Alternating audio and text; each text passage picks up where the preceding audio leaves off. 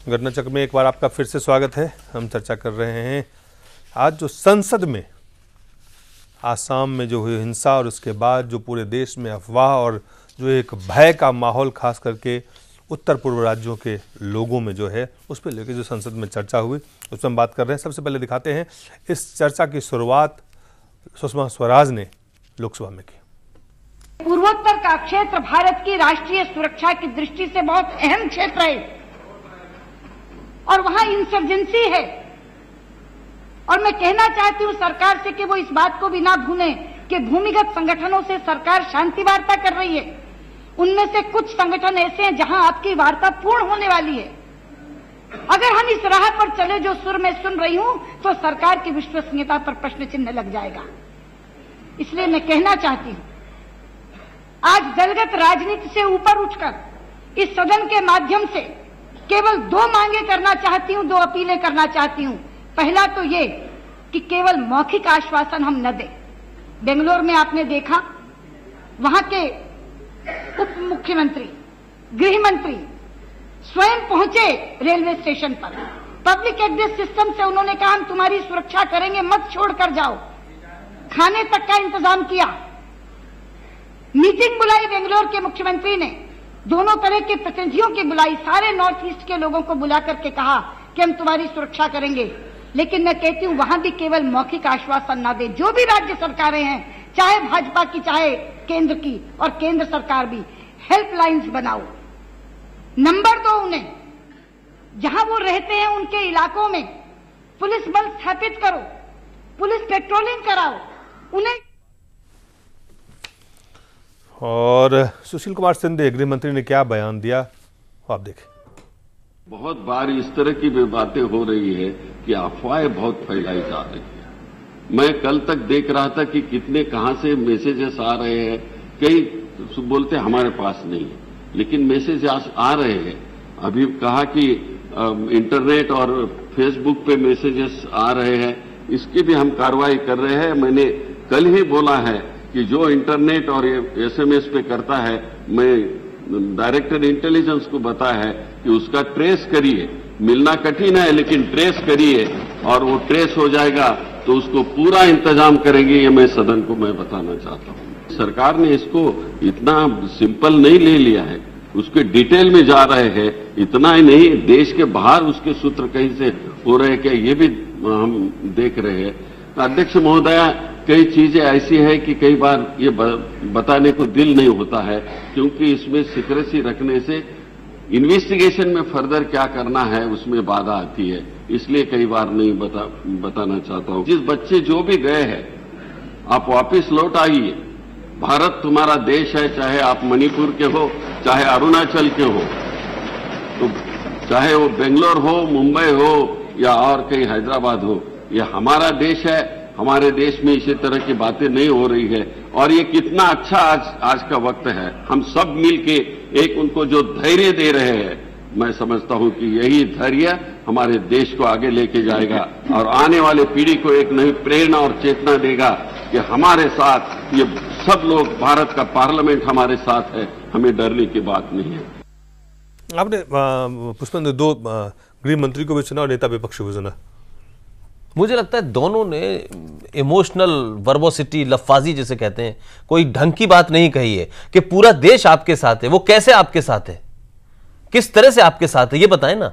जो जाने जा रही हैं या किसी पे हमला हुआ है या आप अभी तक ये नहीं पता पाए और यहां से 4 टेलीफोन हो जाते हैं बाहर और कोई आतंकवादी पकड़ा जाता है, आप 24 घंटे में ट्रेस कर लेते हैं। आज गृह मंत्री पार्लियामेंट के अंदर कह रहे हैं, क्या कहते हैं कि बहुत मुश्किल है। मैंने आईबी के डायरेक्टर से कहा है कि इसका पता लगाएं। अभी तक आप ये नहीं पता लगा पाए कि जो मुंबई में 50,000 की भीड़ खड़ी हुई थी, जिन लोगों ने इश्तियाल अंगेज भाषण दिए थे, इंफ्लेमेटरी स्पीचेस दी थी, वो कौन लोग थे? वो जो पोस्टर लगे हुए थे कि जिनसे अपील की गई थी कि मुसलमानों इस देश में तुम मरते रहोगे, वो कौन लोग थे जिन्होंने बाकायदा उस ग्राउंड को लिया था? वहां जो अफवाह फैली, अभी भी बहुत सारे एक वर्ग जो है विशेष का, उसमें चाहे पार्लियामेंट के अंदर लोग बैठे हो या पार्लियामेंट के बाहर बैठे हो, वो वर्ग विशेष ये बताने में, साबित करने में लगा हुआ है कि नहीं, कोई तत्व आए थे 150। वो 150 तत्व कौन थे?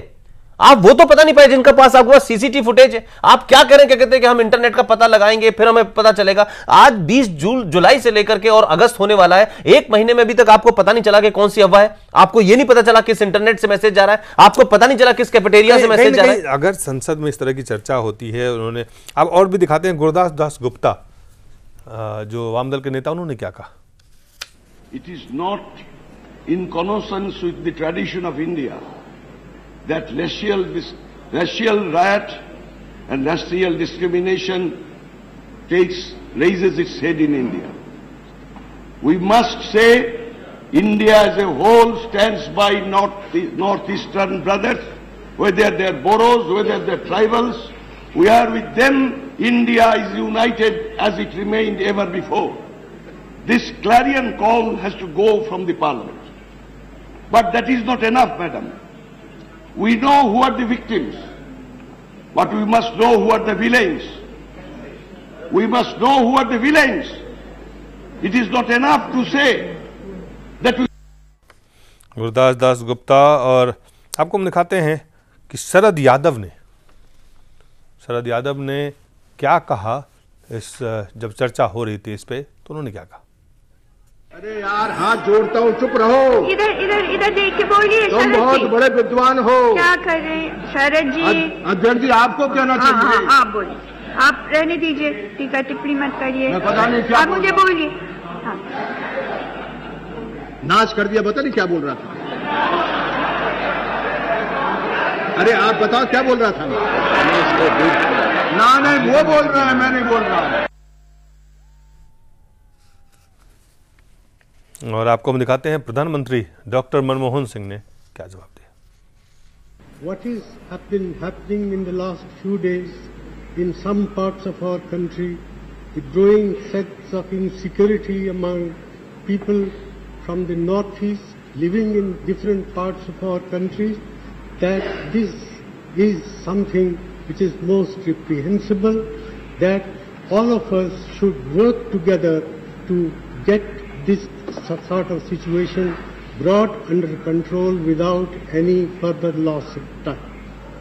I commit our government to work with all like-minded people to create a feeling of security among the people of the Northeast residing in various parts of our country, that they have as much right as anyone else to live.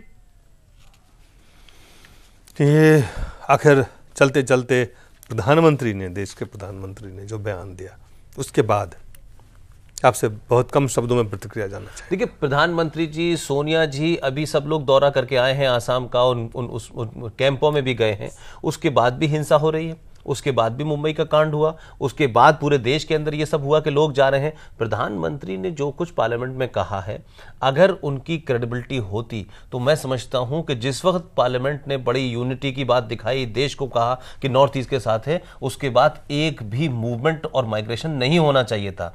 लेकिन दिलीप, अभी 11 बजे से भी जो दिल्ली से गाड़ी जाती है वो भी भर के जा रही है।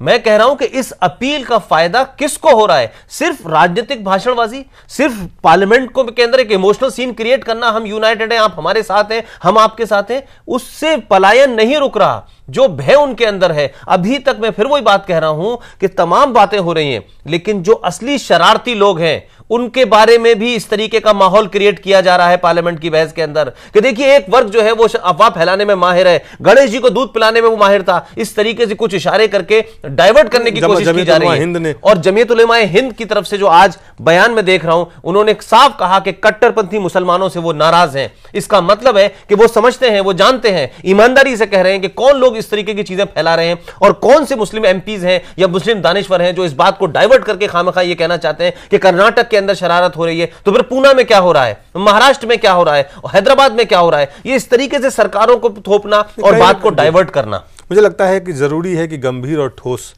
वही मैंने कहा कि एक्शन, बातचीत नहीं, पूरी पार्लियामेंट को एक्शन दिखाना चाहिए ताकि नॉर्थ ईस्ट के लोगों को लगे कि उनके साथ पहले भी इस देश के अंदर आप जानते हैं बहुत सारे छोटे मोटे क्राइम होते थे, ये एक वर्नेबल सिचुएशन है। अगर ये फैलेगा तो आसाम के अंदर जब इस किस्म की मेमोरीज के साथ ये लोग वापस लौटेंगे, इस भय के साथ लौटेंगे, तो आसाम में जाने के बाद, मणिपुर में, मिजोरम में जाने के बाद इसकी परिणति गंभीर हो सकती है। लिहाजा सरकार को, पार्लियामेंट को बातचीत नहीं, कम से कम सख्त कोई फैसला लेना चाहिए, उन लोगों को पकड़ना चाहिए जो इसके पीछे हैं, उन्हें सजा दें, तब कोई बात बनेगी, तब भरोसा जगेगा। जी पुष्पेंद्र, बहुत बहुत धन्यवाद और आप सब लोगों का बहुत बहुत धन्यवाद।